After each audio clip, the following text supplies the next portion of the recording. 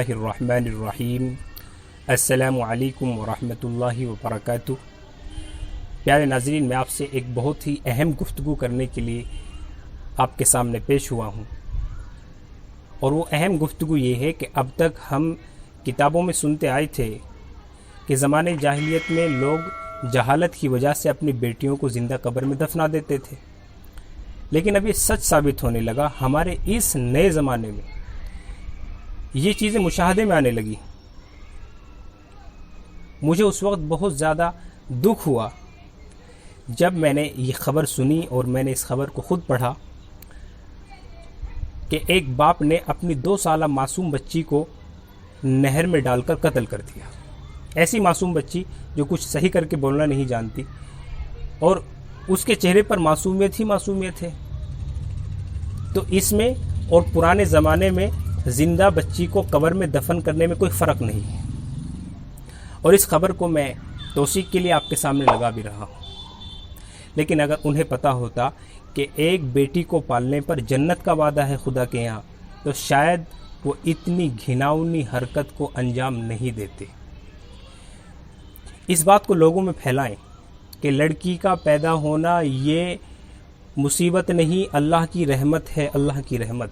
نبی علیہ السلام کی بیٹیاں تھیں۔ اگر یہ زحمت ہوتی تو نبی جو سب سے بڑی ہستی ہیں صلی اللہ علیہ وسلم، ان کے ہاں لڑکی کبھی پیدا نہیں ہوتی۔ اور اگر آپ حدیث کو دیکھیں تو دیکھیے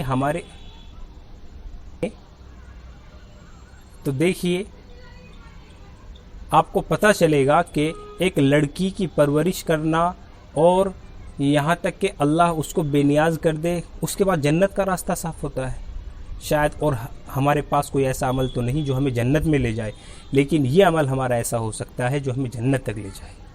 اور میں بھی آپ کے سامنے کتاب کھولتا ہوں، اور اس میں آپ کو پڑھ کر بتاتا ہوں۔ میرے سامنے ایک کتاب رکھی ہے، مشکات شریف اس کا نام ہے، اور صفحہ نمبر 422 پر حدیث لکھی ہوئی ہے۔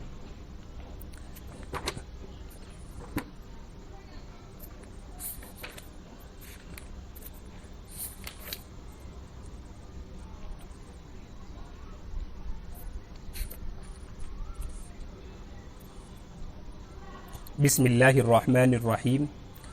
وعن ابن عباس رضی اللہ تعالی عنہما قال قال رسول اللہ صلی اللہ علیہ وسلم من كانت له انثى فلم يعدها ولم يهنها ولم يوصر ولده عليها يعني الذكور ادخله الله الجنة رواه ابو داود۔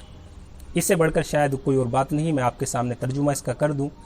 حضرت ابن عباس رضی اللہ تعالیٰ عنہ سے روایت ہے، انہوں نے فرمایا کہ رسول اللہ صلی اللہ علیہ وسلم نے ارشاد فرمایا، جس کے کوئی مؤنث یعنی بیٹی ہو اور اس کو قبر میں نہ گاڑے، اور نہ اس کی توہین کرے، اور نہ اپنے بیٹے کو اس پر ترجیح دے، یعنی مذکر اولاد کو، اللہ تعالیٰ اس کو جنت میں داخل کر دیں گے۔ یہ اس روایت کو امام ابو داود نے بھی نقل کیا، ایک بہت بڑی کتاب ہے، اس میں بھی یہ روایت نقل ہے۔